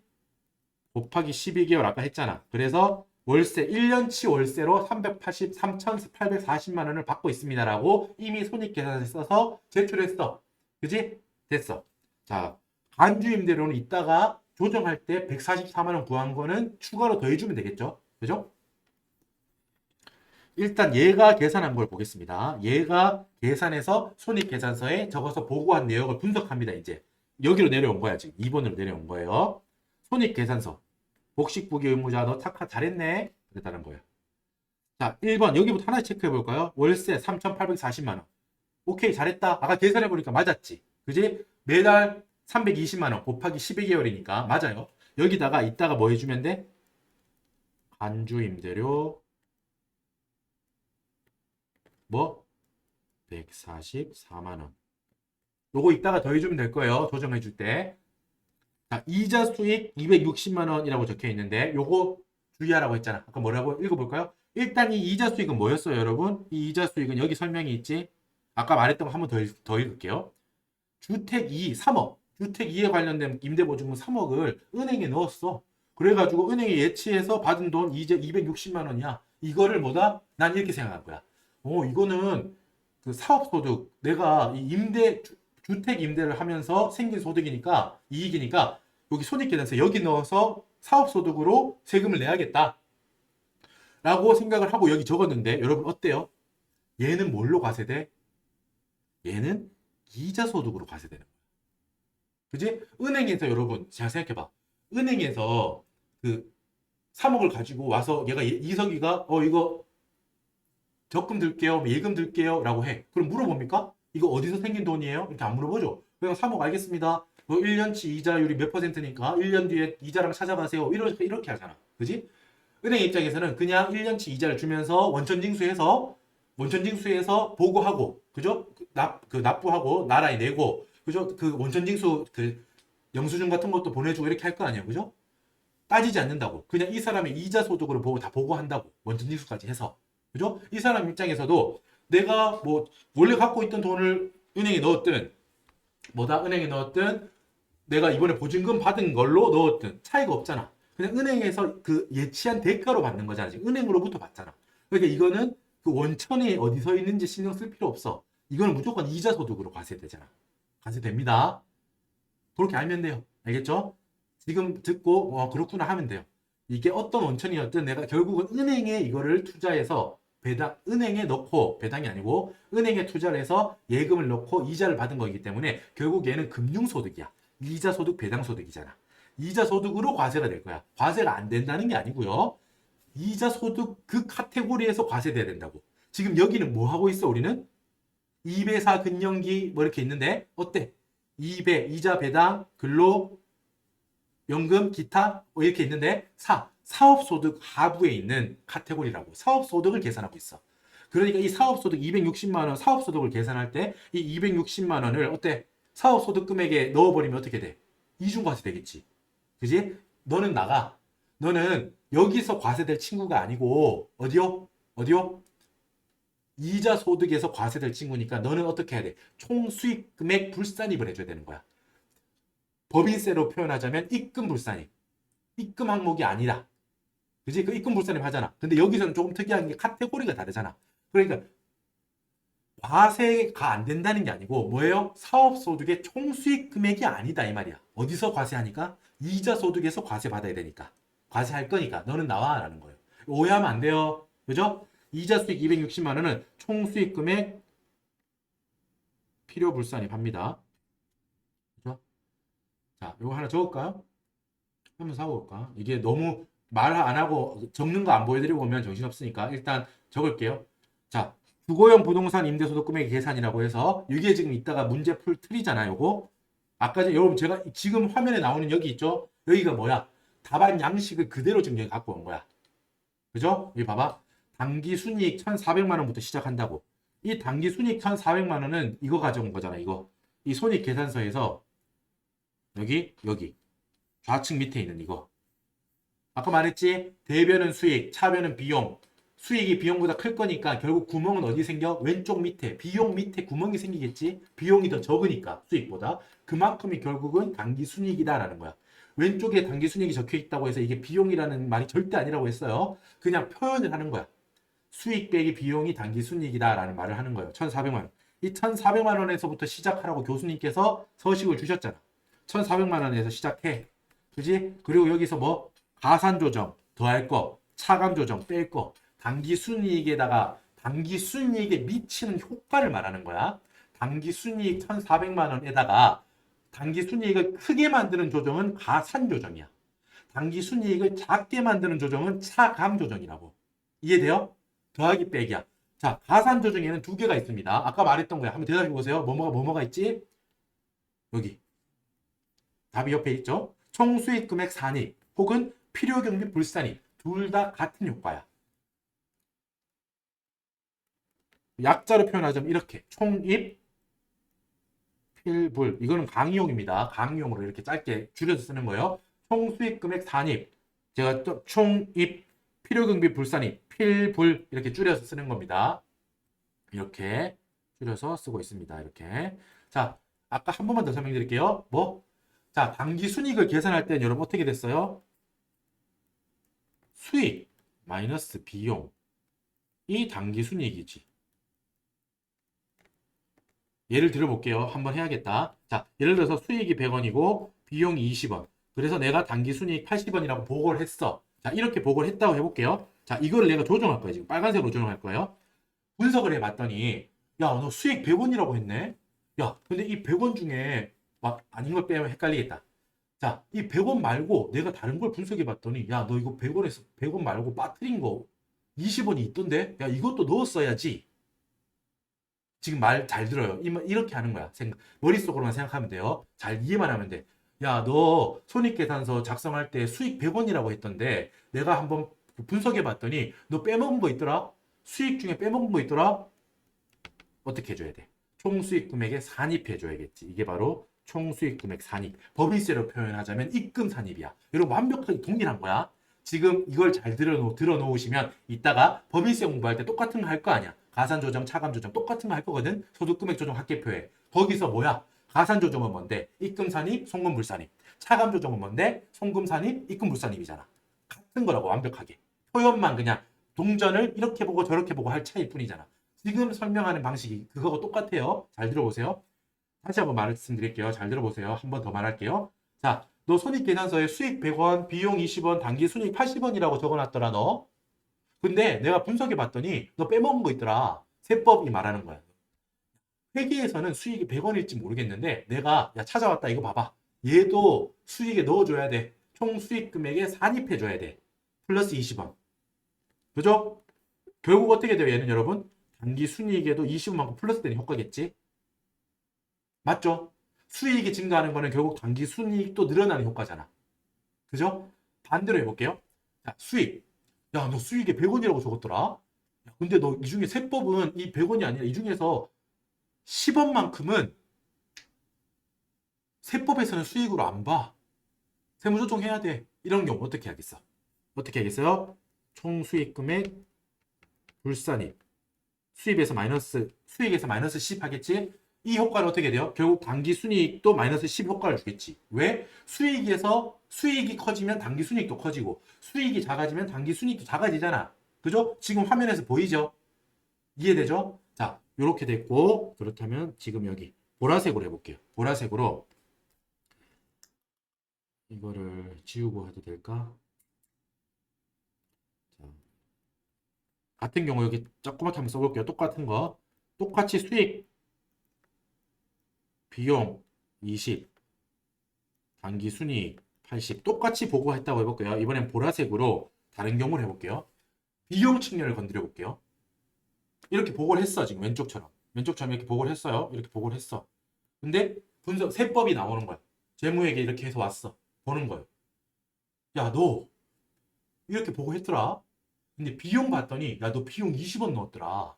근데 세법적으로는 그 비용을 필요경비라고 부를 거야. 근데 그 필요경비는 야, 20원인데 그 20원 중에 5원만큼은 너 그 비용 아닌데 넣었더라? 세법적으로는 그거 비용 아니야. 어떻게 해야 돼요?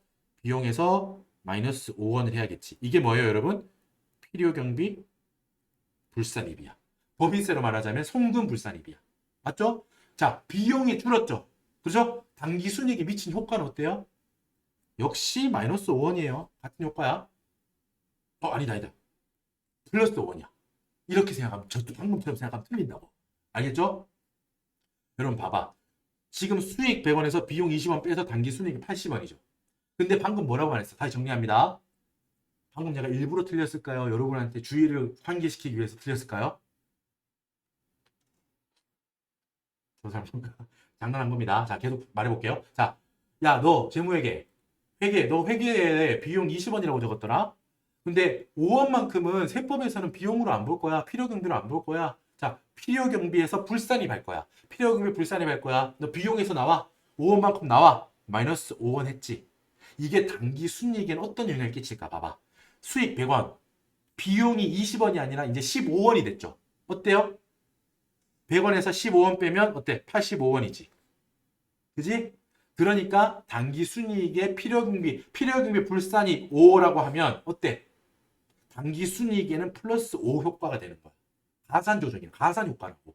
맞지? 왜? 필요경비라고 하는 거는 이렇게 비용으로서 단기 순이익을 줄여주는 효과야. 줄여주는 효과. 동의하시죠? 근데 그 줄여주는 효과를 주는 친구가 일부 배제됐어. 작아졌다고. 빼주는 친구가 다이어트해서 작아진 거야. 그러면은 최종 결과인 당기 순이익은 커지겠죠? 뺄 애가 작아졌으니까. 지금 숫자로 100-20, 80에서 어떻게 돼? 100-15는 85로 되는 거. 숫자로 봤잖아. 그러니까 필요경비 불산입은 가산조정 항목이라고. 지금 방금 말하는 거를 제가 나중에 법인세 할 때 이거 되게 중요하기 때문에 소득금액 조정 합계표에 입금 산입, 송금 불산입 같은 거라고. 가산 조정이니까 이건 완벽하게 똑같은 겁니다, 여러분. 이라고 말할 거거든. 여기하고 완벽하게 똑같다고요. 소득세에서 총 수익 금액 산입과 필요경비 불산입은 완벽하게 똑같아. 어떤 측면에서? 가산 조정이라는 측면에서 똑같다고. 법인세에서 입금 산입, 송금 불산입이 가산 조정이라는 측면에서 똑같은 것처럼. 알겠죠? 지금 차감 조정도 한번 연습해 볼게요. 자, 비용. 야, 너 비용 20원 넣었더라? 야, 근데 너 빼먹은 거 있던데? 세법으로는 얼마로 할까요? 15원만큼 비용을 더 인식해야 돼. 비용을 15원만큼 더 인식해야 돼. 비용에 플러스 15가 되죠, 지금. 어떻게 해야 돼? 필요경비가 늘어나는 거니까 필요경비 산입, 필입 15 이렇게 되겠지? 여러분 어때요? 단기 순이익이 미친 효과는 어떻게 돼? 마이너스 15가 되겠지. 차감 조정. 왜? 비용은 수익에서 빼서 단기 순이익을 만들어야잖아. 뺄 애가 뚱뚱해졌지. 원래 비용 20원만 뺐어야 되잖아. 100-20은 80이잖아. 근데 어때? 이번에 필요경비 산입 15원을 했어. 필요경비가 15원만큼 커졌어. 그럼 어떻게 돼? 100-20이 아니라 100-35. 단기 순이익은 최종적으로 65가 되겠지. 그지? 그러니까 필요경비 산입이라는 거에 단기 순이익에 미친 효과는 마이너스 15 차감 조정이라는 거야. 차감 조정은 두 개다. 뭐다? 총 수익 금액 불산입. 응? 야, 너 수익 금액 아닌데 넣었더라. 빼. 너 나와. 그거 필요경비 산입. 야, 너 필요경비 이거 안 넣었더라. 이거 넣어야지. 필요경비 산입. 이 두 개는 완벽하게 같아. 어떤 측면에서? 단기 순이익을 작게 만들어주는 차감 조정이라는 측면에서 똑같다고. 그럼 지금 말하는 게 이해가 쏙쏙 만약에 된다면은 너무 감사해요. 이게 결국 법인세까지 실력이 이어질 거예요. 법인세 쪽에서 똑같다고 이거랑. 그렇지? 사업을 하는데 법인이 사업을 하면 그게 법인세고요. 개인이 사업을 하는 게 소득세잖아. 사업소득세잖아, 지금. 그러니까 유사할 수밖에 없어요. 차이점이 물론 있지. 하지만 여기는 기본적인 로직은 똑같아요. 가산조정, 차감조정 이런 건 똑같다고. 지금 여기까지 설명을 한번 드렸습니다.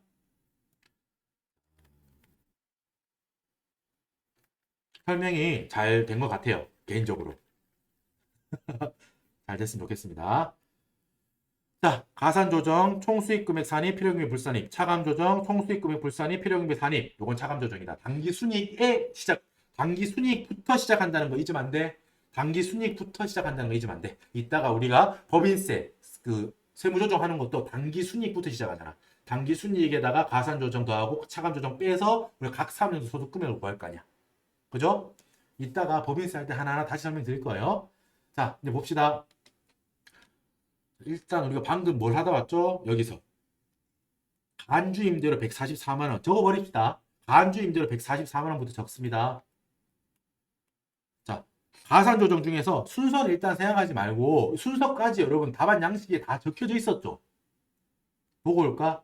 믿지 못하시는 분들을 위해서 여기 봐봐. 여러분 이거 중요하니까 제가 아까도 계속 강조하고 있어요. 봐봐요. 여러분 지금 이 소득세 지금 이 문제 같은 경우는 답안 양식이 정해져 있고 이 답안 양식을 주지 않으면 너무 이제 뭐 답안이 중구난방으로 되기 때문에 교수님께서 이걸 주셨다고. 이 옆에서 프린트 되어 있는 숫자들 있죠. 이거는 실제 시험에도 이게 있다는 걸 잊으면 안 돼. 이게 지금 여러분들 공부한 입장이니까 실전 느낌을 받는 게 중요해요. 내가 실전에서 어디까지 답안을 작성해야 되나 이런 걸 아는 게 되게 중요하거든요. 지금 뭐라고 했어? 여기 컴퓨터로 적혀있는 찍혀있는 이 모든 그 판과 모든 그 글자 숫자 이런 것들은 미리 찍혀 있는 거예요. 실제 시험장에서도 우리는 결국 이 4개만 지금 찾으면 된다는 거지. 가산 조정에서는 간주 임대료 계산했잖아. 144만 원이지. 그 산출 근거 주택 1 주택인데 저는 여러분 앞에 다 썼기 때문에 여기 그냥 이렇게 숫자만 적은 거지. 그 계산 과정을 여기 적으면 돼요. 아까 전에 뭐 그 보증금 마이너스 3억 곱하기 60%, 뭐 곱하기 뭐 365분의 1 곱하기 1.2% 마이너스 금융수익 이런 거 있죠. 그 과정을 여기 적는 거예요. 그죠? 하지만 이게 큰 가이드라인이라고 했습니다. 간주 임대료라고 적혀 있잖아. 이걸 보는 순간 힌트가 되지. 아, 간주 임대료 계산하는 문제인가 보다. 그죠? 이런 식으로. 그리고 딱 4개만 찾으면 되잖아. 교수님께서. 더 있으면 여러분 칸을 더 줬겠죠, 교수님이. 딱 이 4개만 찾으면 되겠구나. 가산 조정이라면.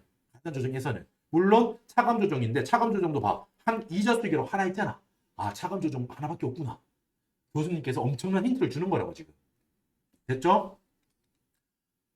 간주 임대료, 소득세, 인건비, 재비용 이렇게 다 있잖아 지금. 적어 봅시다. 총 수익 금액 산입, 간주 임대료 뭐 144만 원 더 있어요. 그리고 여러분 여기 방금 말하고 온 거 뭐였어? 여기 이자 수익 260만 원은 손익 계산서 상에는 뭐예요? 수익으로 잡혀 있잖아 지금. 근데 뭐라고? 너 나와. 총 수익 금액에서 나와. 너 여기서 과세될 애 아니잖아. 절로 가. 어디? 저 방으로 가. 어디 방이야? 이자 소득으로 가. 금융 소득으로 가라고. 빼서 절로 보낸다고 했잖아. 그러니까 어떻게 해야 돼요? 사업 소득에서는 총 수익 금액에서 불산입해야겠지. 효과는 가산이에요, 차감이에요? 단기 순이익에 미치는 효과는 가산이에요, 차감이에요? 대답해 보세요. 차감이죠. 여기서는 수익 금액, 단기 순이익을 작게 만들어서 저기 가서 과세돼라고 하는 거니까 따라오고 있죠. 오케이. 자, 차감 조정, 총 수익 금액 불산입, 이자 수익 마이너스 260만 원.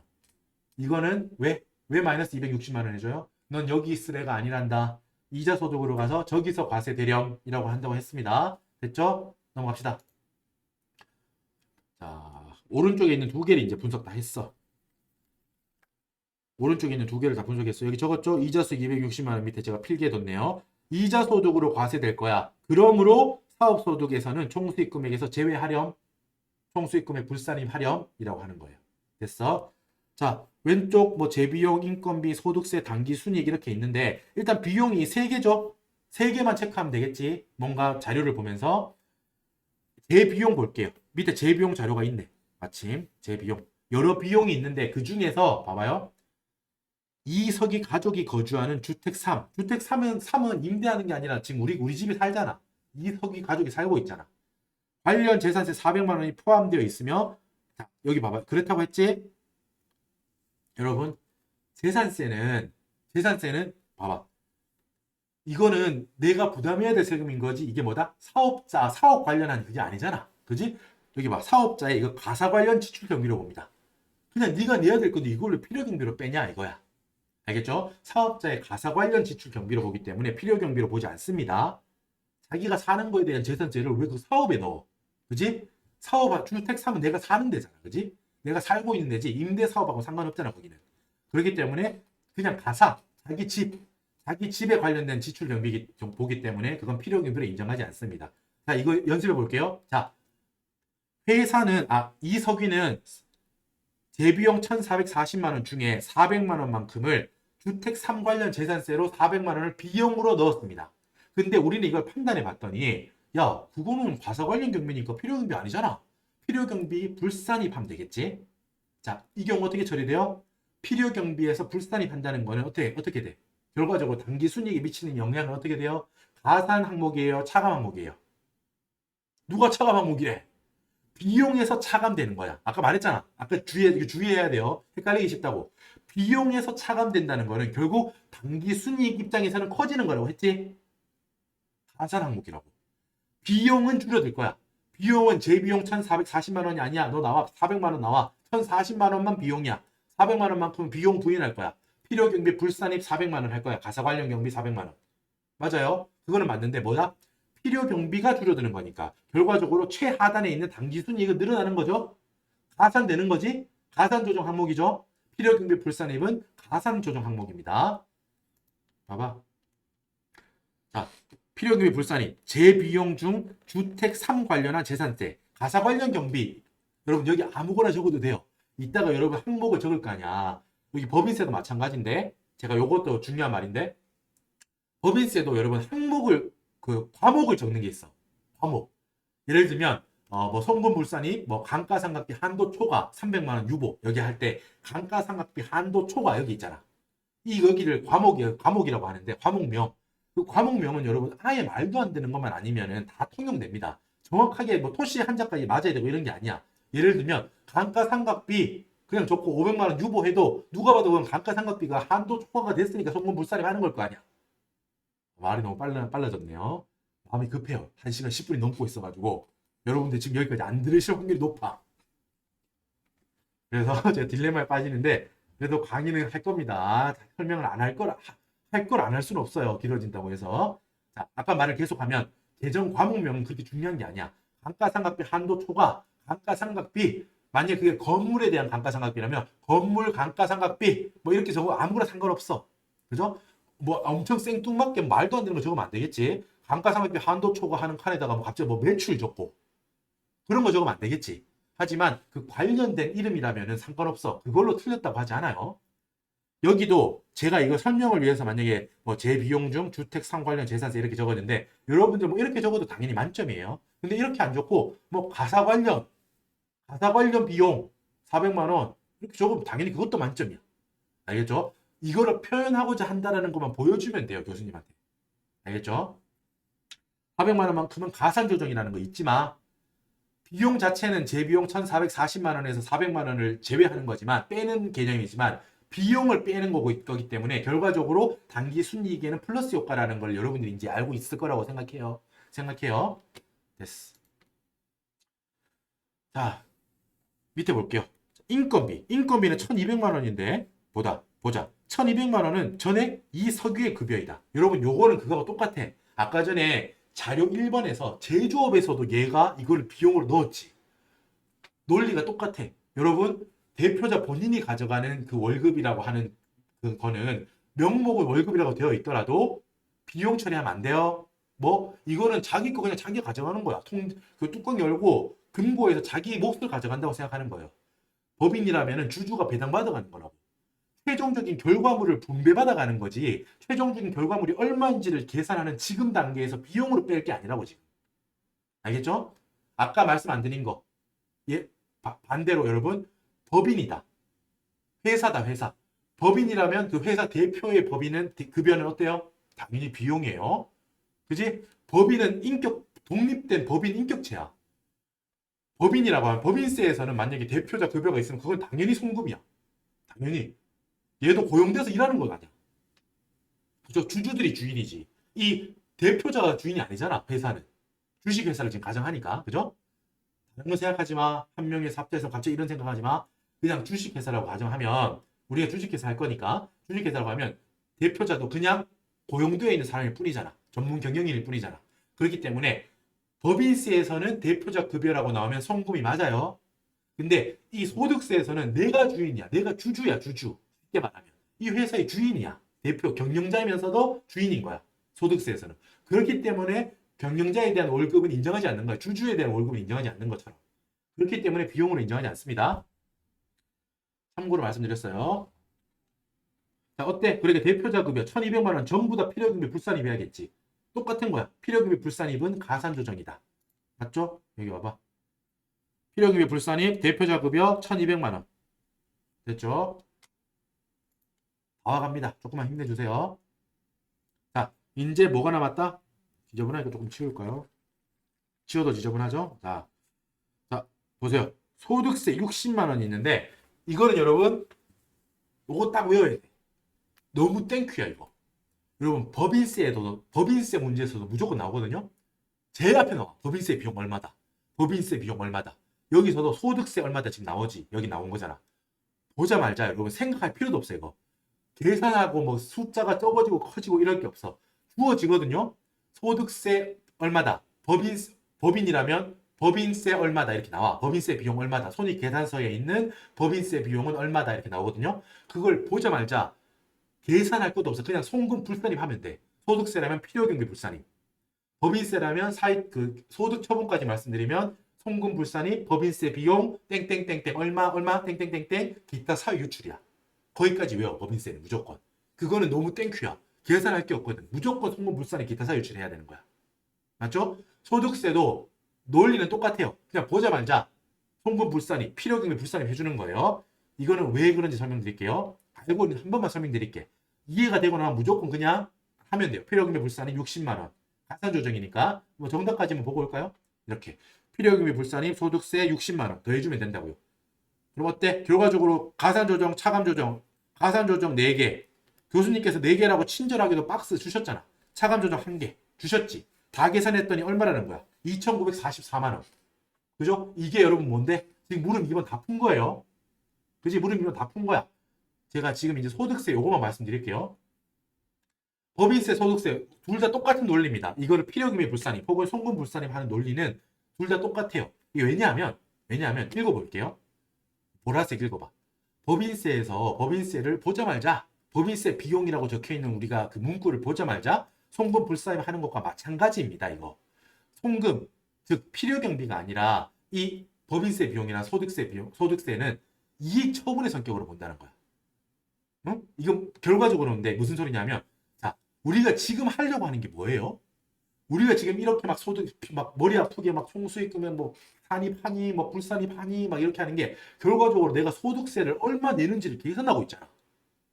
이게 되게 어떻게든 웃긴 말인데 웃길 수 있는 게 사실 이런 것밖에 없어. 우리가 세법에서 소득세를 계산하기 위해서 지금 막 이런 막 지난하고 막 지루하고 어렵고 이런 걸 하고 있잖아. 지난한 과정을 거치고 있는데 제가 방금 말한 게 욕한 거 아닙니다. 이 난이라고 표현한 거예요. 혹시 쟤왜 욕하지 이렇게 생각할까봐 지루하고 어렵다 이 말을 한 겁니다. 지난한 과정을 거치고 있는데 자 그런데 그 결과물은 거기를 다시 그 과정에 넣어버리면 어떻게 되냐면 순환 논리에 빠져. 우리가 최종적으로 뽑아내고자 하는 금액이 있는데 그 금액을 계산 과정으로 다시 가지고 와. 그러면 어떻게 돼? 그러면 또 최종 금액이 바뀌어. 그럼 최종 금액이 바뀌면 또 뺄 금액도 바뀌어. 이렇게 계속 순환된다고. 오류에 빠지는 거야. 순환 오류에 빠진다고. 알겠어요? 우리가 소득세 혹은 법인세는 우리가 최종적으로 구해내고자 하는 결과물이야. 근데 그거를 똑같이 계산 과정에 넣기 시작하면은 순환 오류에 빠진다고. 이렇게 적혀 있죠? 소득세를 계산하기 위한 과정으로서 지금 소득 금액을 계산하고 있는데 그 소득 금액을 계산하는 과정에서 소득세를 또 비용으로 차감해서 빼지면 방금 말한 순환 오류에 빠진다고요. 이게 끝이 안 나.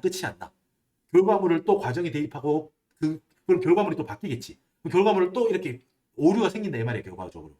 그렇기 때문에 세금이 얼마인지 법인세와 소득세를 얼마인지를 계산하는 과정에서는 그 각 소득세와 법인세 그 결과물에 대해서는 무조건 필요경비 불산입으로 제외시켜주는 거야. 알겠죠? 테크니컬한 거로 보면 돼요. 자 여기 제가 위에 링크 15페이지 문제 2번이라고 했는데 뭐 잠깐 보고 올까요? 법인세 문제를 보면요. 15페이지 찾았다. 기분이 좋아요. 여기 봐봐. 법인세 비용 1억. 그죠? 이거 2번 문제예요. 법인세 문제. 2번, 3번 똑같이 나와. 법인세 비용이라고 나오잖아. 이 손익계산서 이렇게 돼 있단 말이야, 지금. 그지? 어떻게 하라 그랬어? 보자마자 송금불산이 법인세 비용 1억, 기타 사유 유출 이렇게 하라. 너 일단 빠져봐. 너 나와야지 계산이 된다니까. 너 일단 나와. 이렇게 말하는 거야. 됐죠? 이렇게 하는 거예요. 소득세 60만 원에 대해서 어떻게 한다고요? 소득세 60만 원에 대해서 무조건 보자마자 필요금의 불산입, 가산 조정이죠. 얘도 단기 순이익에다가 더해주는 효과. 그렇게 해서 60만 원 더해줬습니다. 그럼 풀이가 끝났죠? 주거용 부동산, 즉 주택에 대한 임대소득 금액은 2,944만 원인 걸 찾았어, 우리는.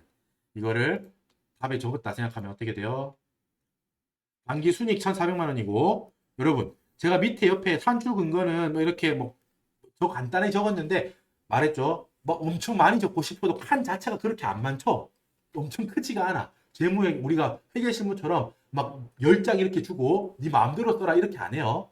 여기 한정된 칸 하나 있어야 되기 때문에 제 비용 적고 여기 400만 원 다 적어야겠지. 400만 원 적고 뭐 필요 경비 불산입 아까 말했지. 가사 관련 경비 이렇게 적으면 돼. 이거 여기까지만 적어도 교수님은 아주 훌륭하다고 하세요.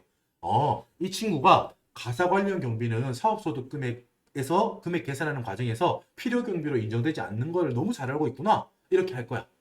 알겠죠? 그리고 참고로 필불이라고 적으면 안 되고 혹 적을 거면 이렇게 다 적어야 돼요. 우린 교수님을 상대로 교수님이 이걸 보는 거예요. 필요 경비 불산 이렇게 다 적으셔야 돼요.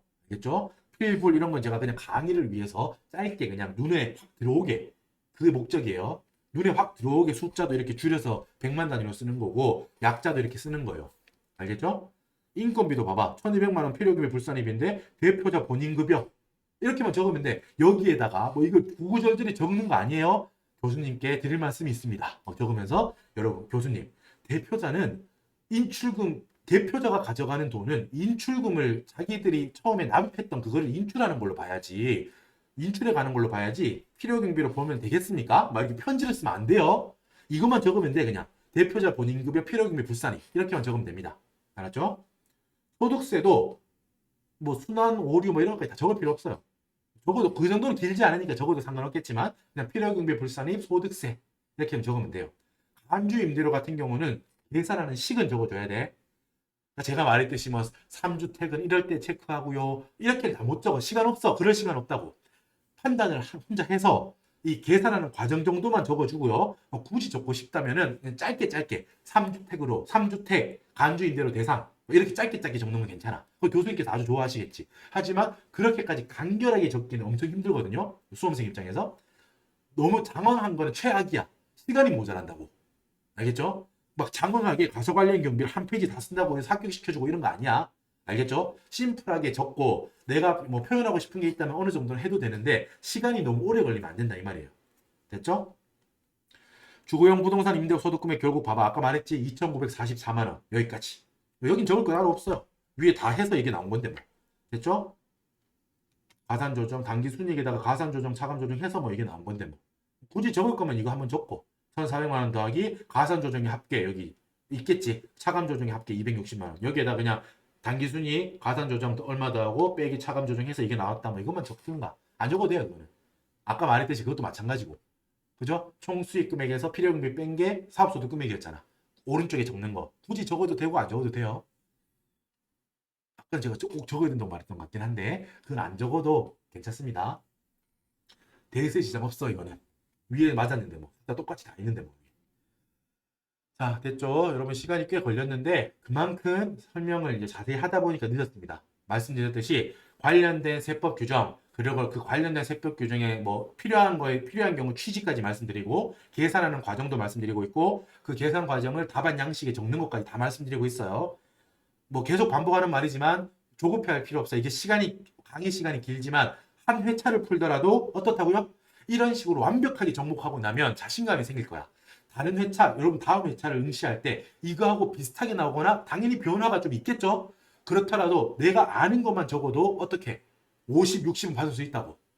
알겠죠? 완벽하게 100점으로 들어가는 사람 아무도 없다고. 특히 2교시 같은 경우. 알겠죠? 기존에 있던 회차를 한 회차더라도 완벽하게 한다는 마음가짐으로 아까 전에 말했듯이 두 회차분, 세 회차분 정도를 하면 여러분 완벽하게 합격할 겁니다. 예상 점수는 한 80점으로. 2교시만. 그죠? 여러분 되게 놀라운 친구들도 있습니다. 뭐 이렇게 캡처해서 오시는 우리 분들 계시는데 막 97점 이렇게 받는 분들도 있어요. 뭐 그분도 노력했겠지. 노력도 했고 뭐 너무 감사한 일이죠. 그렇게 해서 도움됐다고 연락 주시니까 그럼 그렇게까지도 할 수 있어요. 하지만 우리는 그렇게까지는 바라지 않잖아. 합격만 하면 되잖아. 그죠? 60, 70, 80이면 다 훌륭해. 한 번 회차 공부를 한 회차를 공부하더라도 제가 지금 드리는 강의 정도의 수준으로 밀도 높게 정리를 해야 돼. 그래야지 기출을 공부했다고 할 수 있어요. 문제도 읽지 않고 그냥 대충 이렇게 기출 결과 답만 이렇게 몇 번 써보고 이런 건 아무 도움이 안 돼요. 합격 못해 그렇게는. 알겠죠? 한 회차를 보더라도 꼼꼼하게 필요한 규정을 다 한번 보고 직접 손으로 해보고 이렇게 하면 됩니다. 자, 수고 많으셨고 일단 잠깐 쉬셨다가 이어서 무릎 3번으로 넘어가겠습니다. 수고하셨습니다.